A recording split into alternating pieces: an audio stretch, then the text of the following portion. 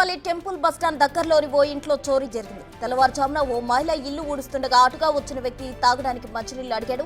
మంచినీళ్లు ఇవ్వడానికి ఇంట్లోకి వెళ్లిన మహిళను చూసి చుట్టుపక్కల ఎవరూ లేరని గమనించిన దొంగ చాకచక్యంగా ఇంట్లోకి చొరబడి ఆ మహిళ మెడలోని 2 తులాల బంగారు గొలుసు దోచుకెళ్లాడు. భయంతో ఆ మహిళ దొంగ వెంట పరుగులు తీసింది. ఘటనా స్థలికి చేరుకున్న పోలీసులు కేసు నమోదు చేసి దర్యాప్తు చేస్తున్నారు.